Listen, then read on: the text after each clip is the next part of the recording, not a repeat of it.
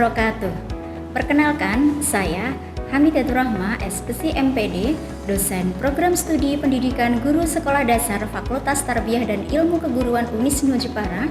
Mata kuliah yang saya ampu salah satunya adalah Pendidikan Inklusi dengan bobot 2 SKS. Deskripsi mata kuliah. Mata kuliah ini membekali mahasiswa dengan kompetensi teoritis dan praktis dalam memahami, merancang, dan menerapkan pendidikan inklusif di sekolah dasar. Mahasiswa mempelajari konsep dasar dan kebijakan pendidikan inklusif, manajemen sekolah dan kelas inklusif, serta peserta didik berkebutuhan khusus. Melalui pendekatan berbasis proyek, refleksi, dan kolaborasi, mahasiswa dilatih untuk menyusun kurikulum adaptif, program pembelajaran individual atau PPI, dan media pembelajaran adaptif. Proses pembelajaran dirancang untuk menumbuhkan kemampuan berpikir kritis, kreatif, dan kolaboratif sebagai calon guru sekolah dasar yang inklusif dan adaptif terhadap keragaman peserta didik. Adapun capaian pembelajaran mata kuliah, CPMK 1 menunjukkan sikap tanggung jawab, kepedulian, kemandirian, dan kemampuan bekerja sama dalam memahami peran guru sekolah dasar serta mengikuti pembelajaran pendidikan inklusi secara aktif.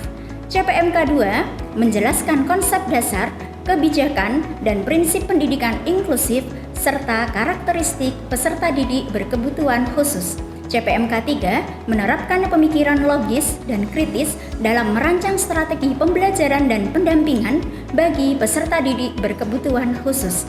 CPMK 4 menyusun perencanaan pembelajaran inklusif yang mencakup kurikulum adaptif, media pembelajaran adaptif, dan program pembelajaran individual atau PPI.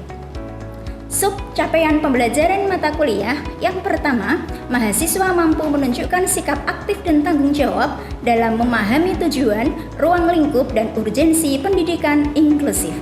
Yang kedua, mahasiswa mampu menjelaskan pengertian, prinsip, dan filosofi pendidikan inklusif serta relevansinya dalam pembelajaran di sekolah dasar. Yang ketiga, mahasiswa mampu mengidentifikasi kebijakan pendidikan inklusif. Yang keempat, mahasiswa mampu menjelaskan manajemen sekolah inklusi dan kelas inklusi beserta alur pelaksanaannya. Yang kelima, mahasiswa mampu menjelaskan karakteristik peserta didik berkebutuhan khusus dengan kesulitan belajar spesifik dan gifted.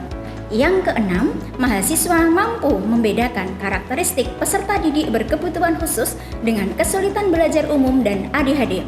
Yang ketujuh, mahasiswa mampu melakukan observasi untuk mengidentifikasi kesulitan belajar peserta didik berkebutuhan khusus di sekolah dasar. Yang kedelapan, mahasiswa mampu menelaah strategi pembelajaran inklusif. Yang kesembilan, mahasiswa mampu menjelaskan bentuk kemitraan antara sekolah, orang tua, dan komunitas dalam mendukung pendidikan inklusif. Yang ke-10, mahasiswa mampu menelaah kurikulum adaptif dalam pendidikan inklusif. Yang ke-11, mahasiswa mampu menyusun perencanaan pembelajaran inklusif sesuai dengan kebutuhan peserta didik. Yang ke-12, mahasiswa mampu mendesain media pembelajaran adaptif. Yang ke-13, mahasiswa mampu menyusun program pembelajaran individual atau PPI berbasis studi kasus. Yang ke-14, mahasiswa mampu merefleksikan proses pembelajaran dan mengevaluasi rancangan program pembelajaran individual serta media pembelajaran yang telah dibuat. Adapun bahan kajian, yang pertama, urgensi pendidikan inklusif dan peran guru sekolah dasar. Yang kedua, konsep dasar pendidikan inklusif dan filosofi inklusi. Yang ketiga, landasan dan kebijakan pendidikan inklusif beserta isu dan permasalahannya. Yang keempat, manajemen sekolah dan kelas inklusif beserta alur pelaksanaannya. Yang kelima, keragaman dan karakteristik peserta didik berkebutuhan khusus. Yang keenam, observasi identifikasi peserta didik berkebutuhan khusus di sekolah dasar. Yang kedelapan, bentuk dan peran kemitraan dalam pendidikan inklusif. Yang kesembilan, kurikulum adaptif dan perencanaan pembelajaran inklusif. Yang ke-10, media pembelajaran adaptif. Yang ke-11, program pembelajaran individual atau PPI bagi peserta didik berkebutuhan khusus. Yang ke-12, refleksi pembelajaran dan evaluasi proyek PPI dan media. Proses pembelajaran menggunakan model project-based learning melalui metode brainstorming, ceramah interaktif, diskusi, presentasi, tanya jawab, dan penugasan. Asesmen dilakukan secara tes dan non-tes. Luaran mata kuliah ini berupa produk perencanaan pembelajaran individual atau PPI serta media pembelajaran adaptif. Pada saat kontrak perkuliahan telah disepakati penilaian sebagai berikut. Selanjutnya, mari kita simak kegiatan pembelajarannya. Assalamualaikum warahmatullahi wabarakatuh. Waalaikumsalam warahmatullahi wabarakatuh. Selamat siang teman-teman. Siang, Bu. Sehat? Alhamdulillah. Alhamdulillah. Baik. Sebelum perkuliahan dimulai, mari kita al-fazan sebentar untuk menambah energi belajar kita. Kalau saya bilang selamat pagi, teman-teman boleh tepuk 1 kali. Kalau saya bilang selamat siang, kalian boleh tepuk 2 kali. Kalau saya bilang selamat malam, tidak tepuk. Ya, selamat pagi, selamat malam. Oke ya, baik, untuk memulai perkuliahan hari ini, mari kita berdoa. Semoga berjalan dengan lancar dan bermanfaat untuk kita semua. Berdoa, mulai. Selesai. Ya, silahkan teman-teman bisa melakukan presensi di LMS masing-masing. Perkuliahan hari ini kita sudah sampai pada topik mengenal keragaman karakteristik peserta didik berkebutuhan khusus di sekolah dasar. Ya, yang sebelumnya teman-teman sudah mempelajari konsep dasar pendidikan inklusi, manajemen sekolah inklusi juga. Ya, mengapa keragaman karakteristik peserta didik ini penting untuk kita pelajari? Ya. Karena ketika kita memahami keragaman peserta didik ini yang berbeda-beda, kita akan tahu kebutuhan. Sehingga kita bisa menyesuaikan strategi pembelajaran, memberikan intervensi yang tepat. Ya. Nah, sub CPMK hari ini kita sudah sampai di sub CPMK 5. Diharapkan teman-teman mahasiswa mampu menjelaskan karakteristik peserta didik berkebutuhan khusus dengan kesulitan belajar spesifik dan gifted. Kita nanti akan fokus ke 2 jenis ini ya. Dan nanti ada penilaian yaitu diskusi kelompok untuk hari ini. Siap ya? Siap. Oke. Nah, teman-teman, pernahkah kalian menemui siswa dengan kebutuhan khusus? Pernah. Apa coba? Hambatan belajar. Hambatan belajar. Oke, Mbak. Kesulitan belajar. Good, ya. Apa saja jenis kesulitan belajar yang pernah kalian temui? Iya, sulit membaca, sulit menulis, sulit berhitung. Nah, silakan teman-teman ya menuliskan di sticky note ini ya, apa saja yang kalian temukan, apa saja yang kalian dengar tentang kesulitan belajar di SD ya bagi peserta didik. Setelah selesai, silahkan kalian bisa menuliskan di whiteboard ini. Sudah selesai? Sudah. Oke, silahkan ya.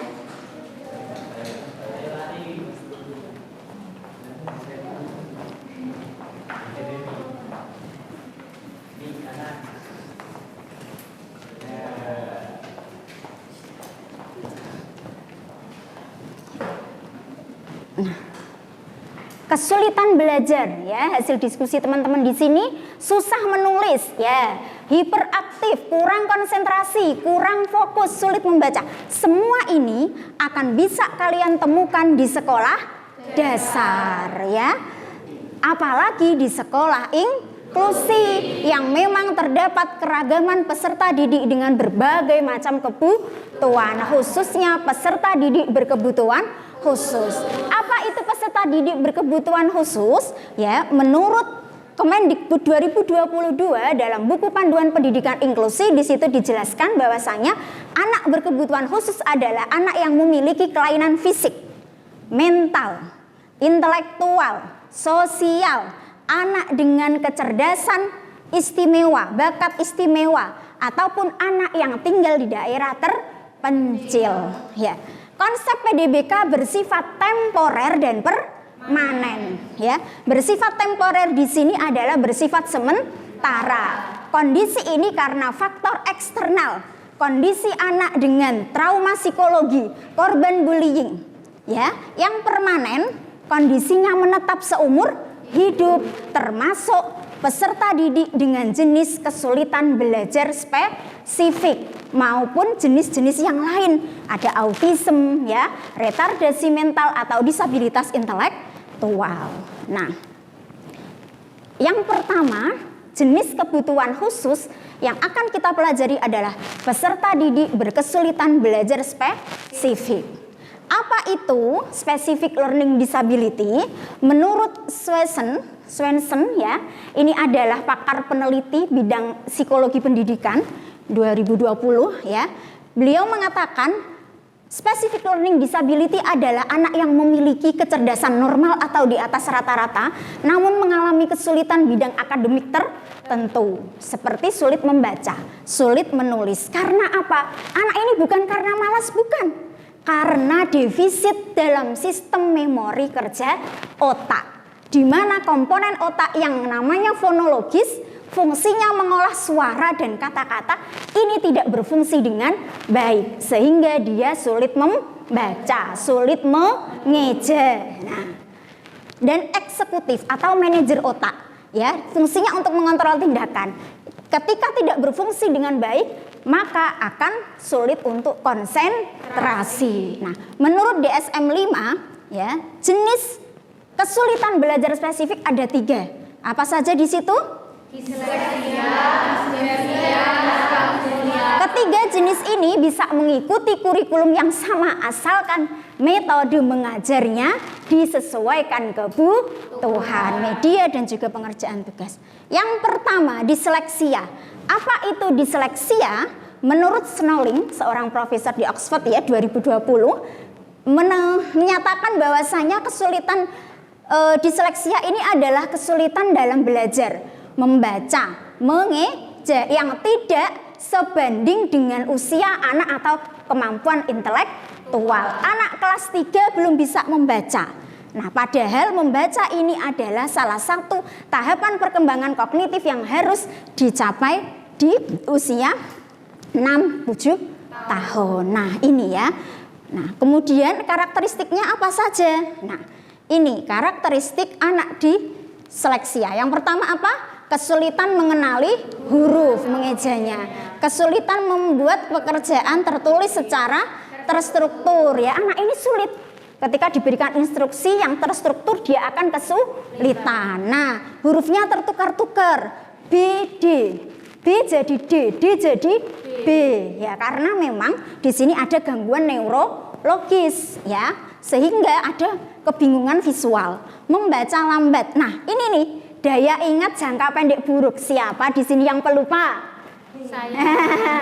Hari ini diajari, besoknya lupa. Itulah kondisi disleksia.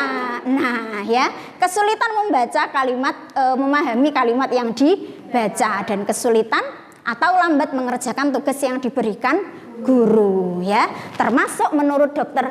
Kristiantina Dewi, Ketua Asosiasi Disleksia Indonesia, tidak hanya kesulitan membaca dan mengeja, tapi juga menulis, ya, karena gangguan di area berbahasa. Nah, coba perhatikan video ini, ya.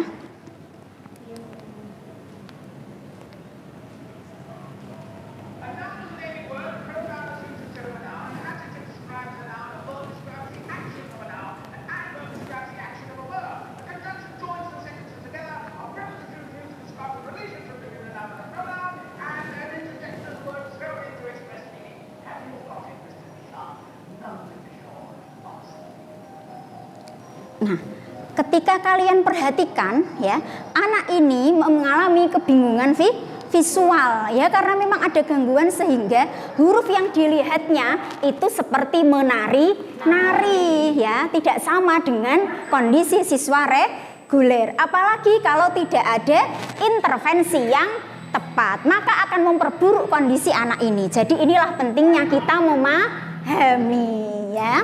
Nah, selanjutnya disgrafia. Apa itu disgrafia? Kesulitan belajar yang ditandai dengan adanya kesulitan mengungkapkan ya pemikiran dalam komposisi tulisan. Teman-teman bisa melihat ya karakteristiknya apa saja. Nah, di sini kalian bisa melihat contoh tulisan anak disgrafia ya. Tulisannya tidak beraturan, kesulitan menulis, kata yang ditulis tidak beraturan. Nah, terus apa lagi? Nah, memperhatikan. Terus apa lagi? Nah, selanjutnya. Nah, ya.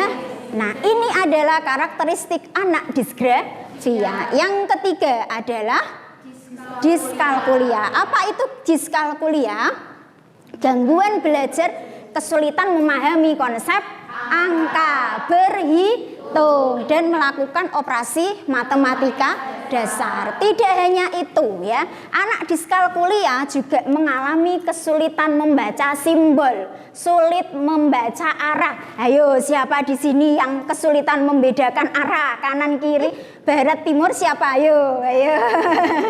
Ya. Nah, ya. Oke. Nah, selain itu juga apa? Sulit membaca jarum jam. Nah, yang selanjutnya adalah siswa cerdas dan bakat istimewa atau disebut gifted. Anak ini mempunyai kapasitas intelektual di atas rata-rata. Anaknya pinter, ya, dia memiliki kreativitas. Tapi mengapa kok disebut dengan anak berkebutuhan khusus, gifted? Karena gifted mengalami kesulitan dalam bersosialisasi. Bisa juga anak ini mudah bosen ya, karena tidak sesuai dengan kebutuhannya. Selain itu, bisa juga dia memiliki gangguan yang namanya twice exceptional ya, dua hambatan belajar. Dia gifted tapi diseleksia. Dia gifted tapi ADHD. Nah, ini ya, saya punya ponakan ya, diseleksia tapi gifted. Anaknya pinter tapi baru bisa membaca kelas 2. Nah, itu. Nah, model layanan gifted bisa menggunakan diferensiasi kurikulum, pengayaan, akselerasi maupun pemadatan ya. Jadi materinya bisa disamakan, bisa di level up kan, bisa ditambah lebih banyak ya. Pengayaan, akselerasi di level up kan, di atas lebih tinggi, dan pemadatan mengurangi yang sudah dipahami. Nah, teman-teman, sampai di sini bisa dipahami? Ada yang mau ditanyakan? Mohon izin bertanya, Bu, apa saja sih faktor dari penyebab disleksia itu tadi? Oke, pertanyaan bagus Mbak Dila. Faktor penyebab disleksia adalah yang pertama faktor genetik. 50% orang tua disleksia, kemungkinan besar anaknya juga disleksia. Yang kedua adalah faktor cedera otak atau gangguan neurologis. Nah, untuk memahamkan ya, teman-teman semua ya, coba ini jawab bersama-sama benar atau salah pernyataan ini ya. Yang pertama, anak diskalkulia kesulitan memahami konsep angka dan operasi matematika. Good. Semua peserta didik berkebutuhan khusus membutuhkan pendekatan belajar yang sama. Iya, disgrafia hanya terjadi karena anak malas menulis. Oke, nah, silakan teman-teman melakukan diskusi ya.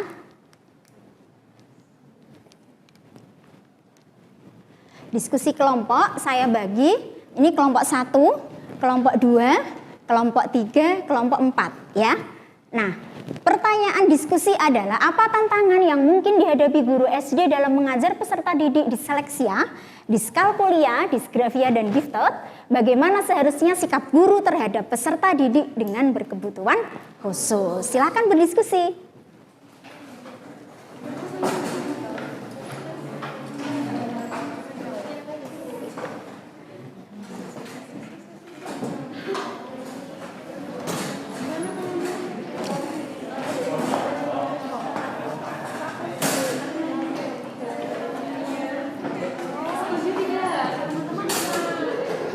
Sudah bisa dipahami ya? Iya, bisa. Sudah.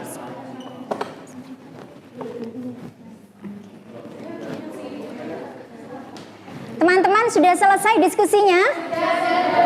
Oke, silakan yang mau presentasi terlebih dahulu. Iya, Mas Faris, bagus. Silakan.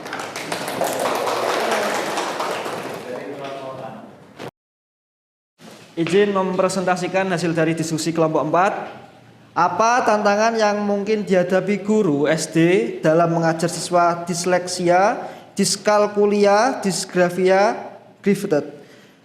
Guru kesulitan menyesuaikan metode pembelajaran karena setiap jenis kebutuhan khusus memerlukan pendekatan yang berbeda. Misalnya, siswa disleksia butuh bantuan membaca, sementara siswa gifted butuh tantangan intelektual lebih tinggi. Yang nomor 2, bagaimana seharusnya sikap guru terhadap siswa dengan kebutuhan khusus? Guru harus bersikap sabar, terbuka, dan tidak menghakimi. Mereka perlu memahami bahwa setiap anak belajar dengan cara yang berbeda.